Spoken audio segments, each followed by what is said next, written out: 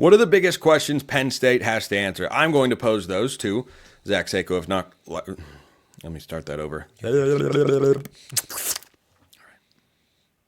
What are the biggest questions Penn State has to answer? I'm going to pose them to Zach Seyko of Locked On Nittany Lions. And I want to start with Drew Allar. Zach, the quarterback for Penn State, has had some really good moments. Has also had some not quite so good moments. The Ohio State game. Last season. The Ohio State game comes to mind, though. I think that's where plenty of people's minds are going to go. But two questions, one about him, one about those around him. I've said all week on my show, I think Oregon's got to be able to take away Tyler Warren because I just don't trust that Drew Allar can consistently get the ball to wide receivers outside the numbers and down the field. Where's your confidence level on that? And is that his fault?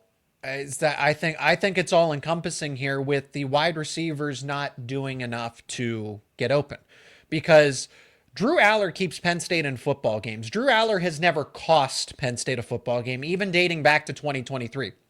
Sorry, he didn't have his best performances as a first-year starter against Ohio State and Michigan, who one was the eventual national champion. Whether you agree with that or not, they still were. And number two, Ohio State would have been a college football playoff team had they obviously not lost to the eventual national championship contender. And then this Ohio State team was a top five. It is a top five defense. Objectively, you look at the statistics, you look at the eye test.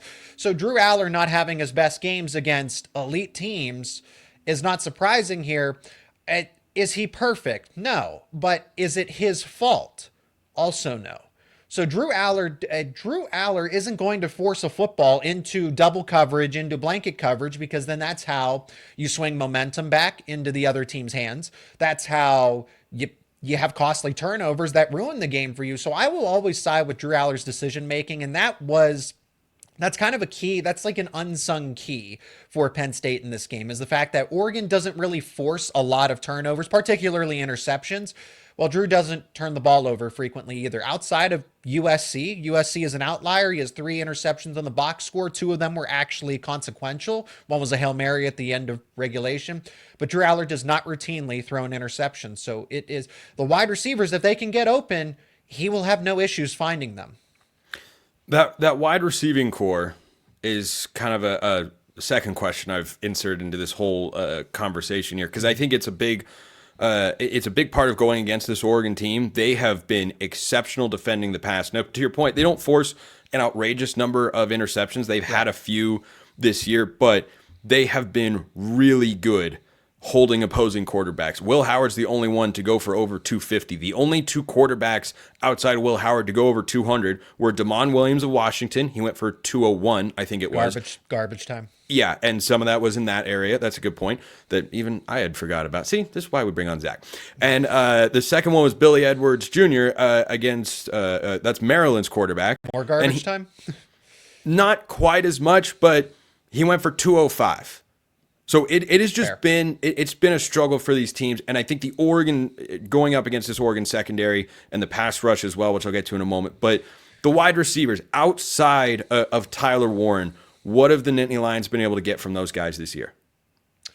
Little to nothing as far as when it comes to big games. So in against teams, it's all relative, right? I'm not going to sit here and dunk on Penn State's wide receivers because they have been better. Whether that's Drew Allar getting more confident and comfortable as a second-year starter, Andy Kotelnicki as a play caller, being able to scheme them open. But when you watch against actual teams, elite teams, and Penn State's only played the one elite team, Ohio State, they struggled all day, and Drew had nowhere to go with the football except to Tyler Warren in double coverage. That was really his only option. Trey Wallace is reliable enough, and he's banged up. We don't know his status going. There is optimism that he will play, but it's not a sure thing. How much will he play? So you take away Penn State's number 1 wide receiver, who is okay, decent, reliable, then it really gets murky here. Because Oregon, if Penn State's wide receivers can't even get open in one-on-one opportunities, that's where Oregon's defensive game plan can shift to selling out for the run. It can involve doubling, maybe even tripling Tyler Warren. I don't know. It can involve blitzing, getting pressure on Drew Allar as much as possible. And that's what Ohio State did. They said, okay, how's your passing game going to go? Oh, look, you're not going to your wide receivers. Now we can devote additional resources to taking away other parts of your game plan. So that's where this all lies here. So if the wide receivers can do even something, just a little bit of something, it opens up the entire offense for Penn State. Maybe the most important position group matchup in this game is the Oregon defensive line against the Penn State offensive line. And I say that because as good as Penn State's defense has been this year, Oregon will score at least some points. I feel confident saying Oregon's baseline expectation should be 24 points in this game offensively. Like, they had the 16-point effort against Wisconsin. I don't think you're going to see a repeat of that, even against this Nittany Lions unit that I think is good. And the reason I go to that defensive line for Oregon is they've been awesome this year. I hyped them up all summer long. They've lived up to it and then some. They are deep. They are talented. They are good against the run. They are good against the pass. Your confidence level against that Oregon offensive line for the Penn State front five is what? I think this game is won and lost in the trenches on both sides. I think Penn State's defensive line is the biggest X factor. I think Oregon's defensive line is the biggest X factor here. And the matchups that I'm watching are for Penn State's offensive line, Nolan Rucci going up against whomever. Honestly, they have so many options that, and I don't know how much rotating Oregon does, but a pretty fair amount. Okay, so but any of those matchups there in terms of their pass rushers.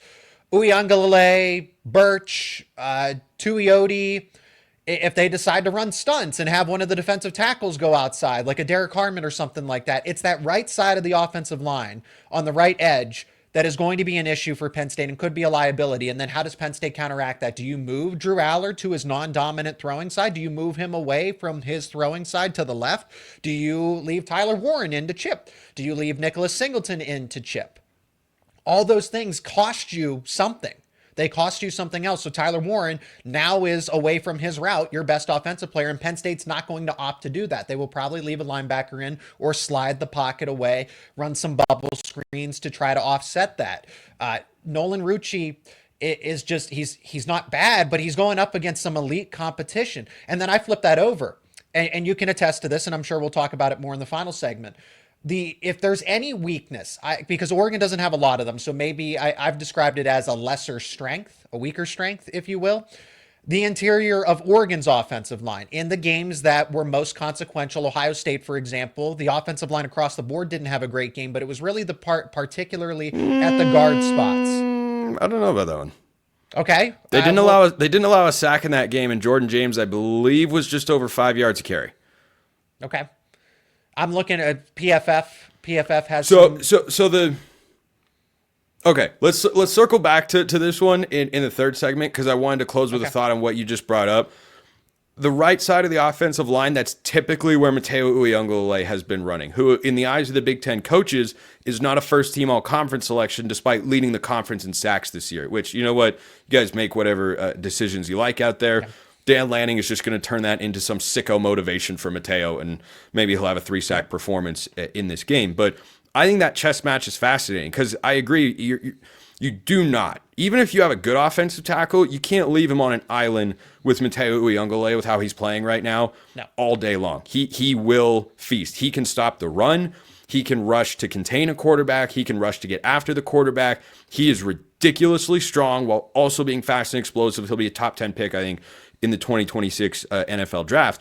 But if you chip with one of your running backs or Tyler Warren, you're taking away one of your best offensive weapons. Just an option for Drew. Exactly. An option, and leaving the wide receivers who we talked about as not being, the focal point of this Penn State passing attack. So I'm really curious to see how that lines up and where that's played out. But I'll have my keys to the game for my Locked On Ducks audience out there on Friday's show, and the trenches are going to come up very, very heavily because I agree with you about Penn State's defensive line, which is what I want to close with.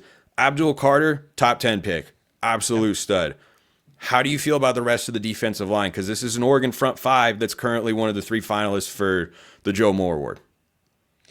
I feel confident that that's where Penn State wins this game if they can get some organic pressure, because like I said, Oregon's the least of the strengths I think, is the interior of the offensive line. That is correct. And so, okay, so I'm correct to say that, maybe not pointing to a specific game, but I think the interior of the offensive line is at least a place where Penn State can attack and see more success than other teams have had. Zane Durant. Yes. Okay, so you mentioned how Uiagalelei didn't get the justification, didn't get the credit that he deserved in the all-conference teams. Zane Durant was an all Big Ten honorable mention when he should have been. There's a case for him to be a first-team player. Should have been no lower than a second team. And I think that's the X factor here. If Zane Durant can take up double teams and allow other player, Abdul Carter, to get some more one-on-ones, because all the attention's going to be there. But then if you double Abdul Carter, then you leave Zane Durant in one-on-one. So those are kind of how I pointed out here with Harmon for Oregon and Uiagalelei for Oregon. It's kind of the same combo for Penn State with Abdul Carter and Zane Durant.